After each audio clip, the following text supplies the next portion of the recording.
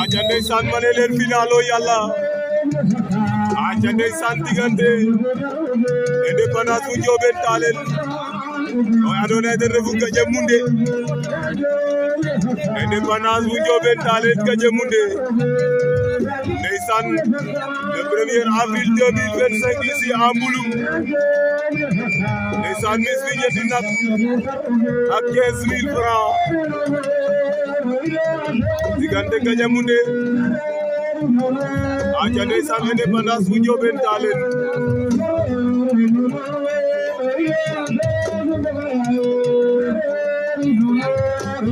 Independence à gauche, Gandia Moundé à droite.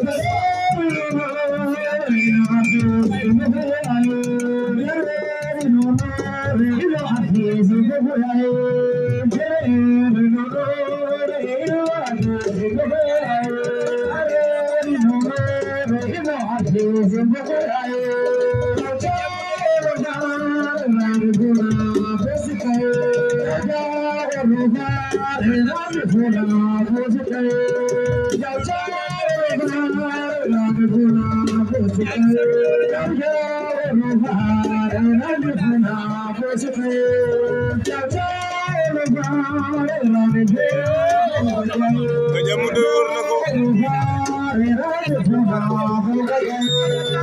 Gandia Moundé daan na ko Gandia Moundé daan na ko Gandia Moundé ama fa Independence bu Ndiobène Tallel